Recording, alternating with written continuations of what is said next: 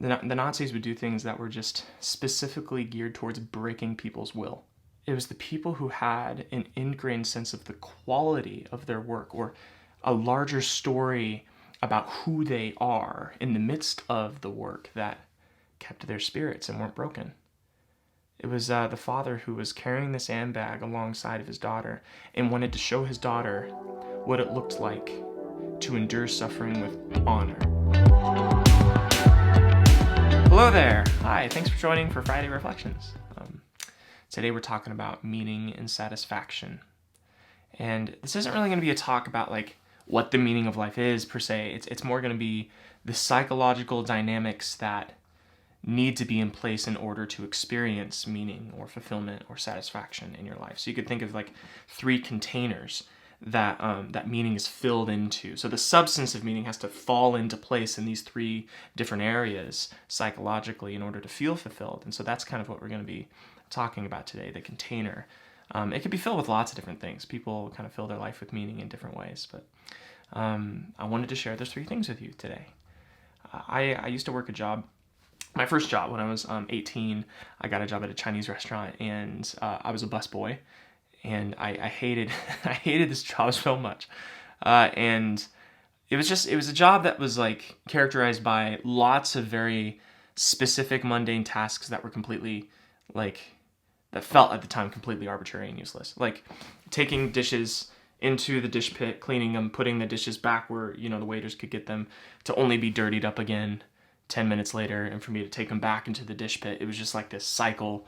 And rolling silverware was the same kind of thing. I was in charge of like filling the chili oil, and there was times when I'd spill it on my hands and it would just burn my hands. There was a time actually I spilled the whole tub of chili, like a big 5-gallon thing, and it just fell right all down the front of me, and that was miserable. I'd pour egg drop soup and burn my hands on the soup. And it was just like, it was one of those jobs I was just so incredibly frustrated with, and wasn't like attached to any sort of like significant meaning or purpose in my life at all. And I was just miserable. And I wonder for how many of us we feel like we're in a situation like that right now, where it's like, maybe it's a job that you just, kind of like mine, where it's just like you're just clocking in and clocking out and counting the minutes down, and it has nothing to do with any of your interests or anything that you're good at or anything that matters to you. It's just mundane and pointless, and you're around people that are grumpy, and it's just a draining environment. Maybe you're raising kids and you're a mom staying home, and if you're just being honest with yourself, there's so much fatigue and frustration, and you just feel so tired and overwhelmed that sometimes you just think to yourself, maybe I was never meant to be a mom.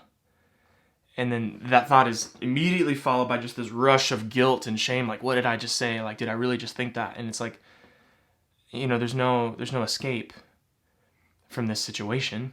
It's not like you can change a job. Like, you can find a different situation. You can't change kids. It's just, you're just in this, this is just your lot, and you just got to suck it up. But when you think about it, it's just waking up every day, to the early morning tasks of being a mom. It's just like, all right, another day.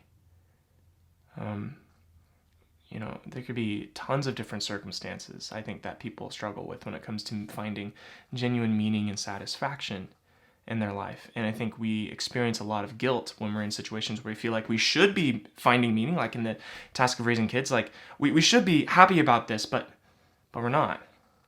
Or we're in a job that we feel like, okay, like I get to provide for my family. I get to be doing all this, I get to be achieving things that are important to me. Like, I shouldn't be whining. I shouldn't be complaining. And we just kind of shove down these feelings of discontentment out of guilt or obligation. And we're left without really maybe taking a deep look at what is the substance of the meaning of why I'm doing this, and that thing never gets addressed. And so I want to talk about that. I want to address that. So here's the first thing to think about. Here's the first thing to consider. What is the overarching story to why you're doing what you're doing? And you can think of it maybe like a mountain. So like, what's the mountain peak? Because depending on what the mountain peak is, that's going to totally change your trajectory and your journey up this mountain. Okay, so that's going to determine if you walk on this ledge or if you climb this rock or if you hike this trail. It's like every action that you go through throughout the day has to do with your end goal, kind of that journey towards the mountain peak. Like, what's that peak? And there's three kinds that you could think about. When I'm working with clients, there's three kinds of maybe overarching life goals that people attach to. The first one would be maybe like a negatively stated goal. Something like, I don't want to end up like my mom. Or, I need to get out of this city. I need to get out of this neighborhood. Or, I don't want to be a failure. I want to, I want my life to actually matter, not like my dad, I want to actually do something. And that's, it's probably the least functional of the overarching stories, but it's better than nothing, right? So it's better than nothing, but it's probably the least functional. And for this reason, it's like, negatively stated goals are motivated by fear. And if your whole life is just motivated by trying to escape something or run away from something, run away from a label, run away from a past trauma, run away from ending up like ... then that's going to be a life just full of anxiety and full of really negative emotion. And so, because here's the reality, is like, just because you're escaping something, just because you're not something, doesn't mean you are something else. And just because you didn't end up like your mom didn't mean that you ended up like something superior to your mom. And that might sound kind of harsh. I'm just saying there might be something more to infuse into how you describe that goal to yourself, because the absence of something doesn't imply the presence of something better. It's just the absence of it. And so that kind of leads to the second type of kind of overarching goal, which would be a positively stated goal, but a positively stated temporal goal, meaning I want to be a millionaire. I want to start a company. I want to provide for my kids' college. It's very, I want to, again, maybe like I want to get out of this neighborhood and become a movie star, become an actor, or get in the NBA. Like it's very like specific and very like tangible and temporal. And it's not it's not bad to have specific goals, but they need to be subservient or underneath of a larger overarching goal. Because here's the problem with a tangible goal like that. It's like you're reserving all your happiness for that one moment. And it's like you can't be happy or satisfied or fulfilled until you hit that goal, until you win the championship, until you get the $1 million mark, until you get married, until you become a mom. It's like you're not experiencing happiness all the way up until that point, and then you don't experience any satisfaction after, because it's like you hit your goal, now what? Your life's kind of meaningless. Because I did it. And what we find is that the emotional payoff that we're anticipating doesn't really pan out, because $1 million doesn't feel that much different than having $990,000. And maybe, the process to getting there isn't as drastically contrast and different than actually achieving it. And so maybe that leads to the third kind of goal, which would be something that is maybe outside of the self, something that isn't just kind of focused on a temporal specific thing, but something that you can contribute to today and tomorrow and 10 years from now, and at the end of your life, you can feel like you contributed to. So something like, I want to build an environment where my kids can flourish. That's my goal. And what's great about that is you can do that when they're an infant. You can do that for when they're a teenager. You can do that when they're raising their kids and you're a grandparent. And so maybe you have goals underneath that, like I want to be able to provide for their college, and maybe you only end up being able to afford paying for their freshman year, but that's okay, and that's fine, because maybe that was helpful to pay for their freshman year, and they took out a couple loans and they'll pay it off. They found a job. Maybe they didn't get to hang out with their friends as much, but they're still flourishing. And at the end of the day, that was the goal, that they would flourish. And so maybe your goal could be like, I want to make the city better than when I found it.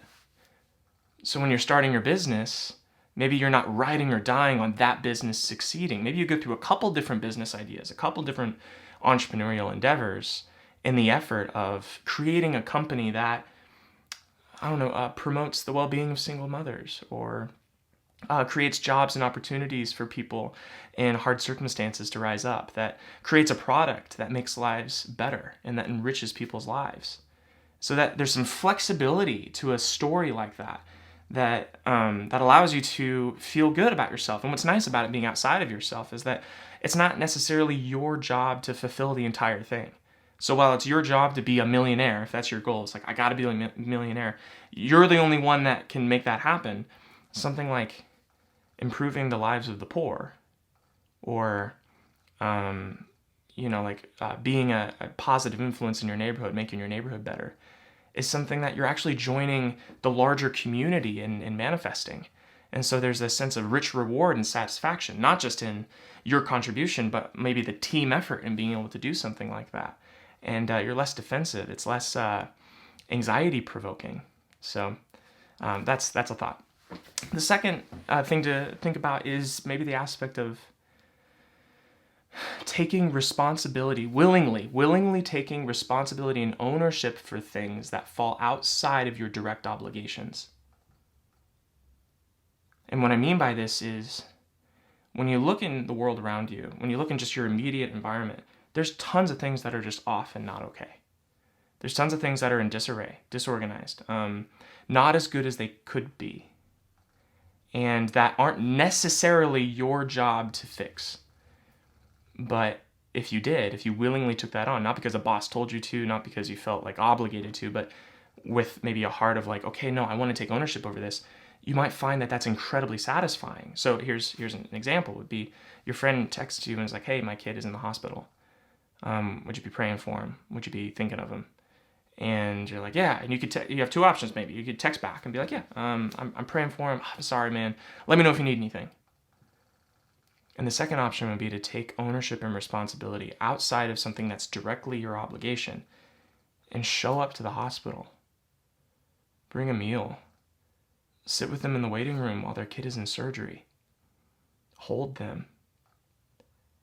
What do you think the satisfaction level would be on those two actions? Shooting a text, praying for you, and showing up. What do you think would be more meaningful? That dynamic exists on every level of every activity in every environment that you're in. When I'm at the Chinese food restaurant, for me it was making sure that my station was perfect. And I to be honest with you, I had a bad attitude a lot of the time. And I was lazy and I just tried to do the minimal amount of effort. But nothing will make a job worse than putting in the minimal amount of effort and just trying to get away with the least amount that you're like officially obligated to put in. Nothing will make you more miserable on your shift and make the hours go slower than just trying to get away with the least amount of work possible. And I'm telling you, like, and this has been the case in every job that really I've worked. So like, what comes to mind is I used to work at Guitar Center, and if I'm being honest, a lot of the time, there was days where I was just kind of hiding out in the bathroom, or just like trying to kind of get away with not having to wipe down the glass counters where the equipment was inside, and those days where I was just being lazy and I was trying to get away with the least amount that I could were the most miserable shifts I had. Like it was not fun to be there. But the days that I really focused on being present with my clients, taking an interest in the music that they were making and asking about it when I didn't have to, maybe doing some extra work researching on the kind of gear that might fit their needs in particular, even though I didn't need to do that, showing up to their concerts, the days where I cleaned the bathroom, even though it wasn't my job to do bathroom duty that day, just because I wanted to be kind to my coworkers, the days where I brought in donuts for everyone in the morning. Those were the times that actually enriched and made my shift better and actually led to more fulfillment and satisfaction in that job. Because here's the thing, my boss was happy with me because I'm taking a bigger interest in my clients. My clients were happy with me because they actually felt like a genuine amount of like interest in what I was doing for them. And then my coworkers liked me more because I was in a good mood and I was dependable. And it like cascaded all the way down. And you might find that you enjoy your job a lot more when your boss, clients, and coworkers like you. and you might find that it's more enriching. And here's another thought too. You might just think like, my job just sucks, and if I was in a better job, then I'd be happier. But people don't want to hire people who put in the minimal amount of effort and are just whining about, what sucks about their job and don't try to do anything about it. People want to hire people who enrich the environment and take ownership and responsibility for stuff outside of their direct, obligations. I mean, think about it. Have you ever been in a management position? Maybe you are a business owner. Maybe you're a parent. like, isn't it refreshing when you have an employee or when your kid takes initiative to do something you didn't have to ask him to do it? Doesn't that just build so much rapport and so much like, oh, thank goodness, like that was awesome. Like the kinds of people who ascend into the kind of job that would make you happier are the kind of people who enriched the environment of a job that wasn't all glamorous and great. And that gets to our third maybe perspective, which would be the quality of action, or the quality, or maybe the adjectives that you would use to describe the kind of work that you do, or the kind of person that you are. Victor Frankl was a psychoanalyst that endured the Holocaust and was in the concentration camps and observed and just watched people. The Nazis would do things that were just specifically geared towards breaking people's will. Like carrying these 50-pound sandbags just across a 2-mile compound in the snow barefoot, only to then pick them up and carry them across the compound again to put them back where they were originally. They would do things purposefully just to break their spirits and to give them meaningless work. But what Victor Frankl noticed during his time observing this was it was the people who had an ingrained sense of the quality of their work, or a larger story about who they are in the midst of the work, that kept their spirits and weren't broken. It was the father who was carrying the sandbag alongside of his daughter and wanted to show his daughter what it looked like to endure suffering with honor, to endure hardship with character and integrity and perseverance. And there's a story about the self that some of these people in the Holocaust, wore. That was, I'm going to endure this and find the purpose in not in the kind of work that I'm doing, but how I do the work. And the work is almost regardless. The work is almost like a variable that doesn't even matter. It's like it's the integrity by which I do the work that matters. And that was something that the Nazis couldn't touch. That no amount of discouragement or no amount of like pointless work could break. It was if they held that. It was if they held on to that hope, but held on to that stoutness of character. What is that for you? What adjectives would you use to describe the work that you're doing? The things that matter to you. Maybe for you that could be, I'm going to focus on the details. I'm going to be someone who really focuses on doing the work well. Maybe I'm someone who does the work with compassion and kindness. That no matter what situation I'm in, I'm going to focus on, and that when people describe the how of my work, I want them to think he did it with compassion and intentionality and kindness, or with gentleness. Or maybe you want people to think of like, no, I did it with the thought of how my actions are affecting other people, like with an inclusiveness or with a amount of empathy towards others. The adjectives can span a lot of things. The adjectives maybe you want to avoid are really production or again, temporal maybe adjectives of like, I want to produce the most amount of work of anyone. I want to be the hardest worker there. I want to, I want to be someone who just like the output and I want to be number one salesman. Like, some of those goal-oriented adjectives, they can be helpful if they're underneath the maybe kind of more, transcendent adjective of, no, I'm going to do what I do with quality and with heart. And I'm telling you that can change any kind of circumstance. I remember when I was working that P.F. Chang's job, or the Chinese food job, I had to roll silverware for 9 hours.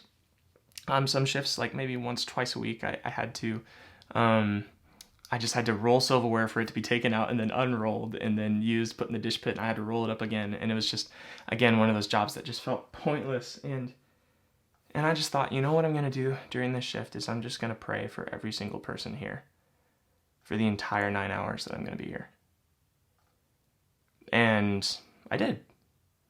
A different day, it would be, I'm going to try to make like an actual like kind connection with each person here during my shift as I'm rolling silverware. So I wouldn't roll silverware in the back where I could just listen to a podcast and not think of anyone. I would be maybe out, not in the way, but kind of out in front, in the kitchen area where people could see me, and I would be looking at people and just trying to make eye contact and smile with them. Because the quality of my work wasn't just about the silverware, it was about who I am in this environment. And I wanted to make something better.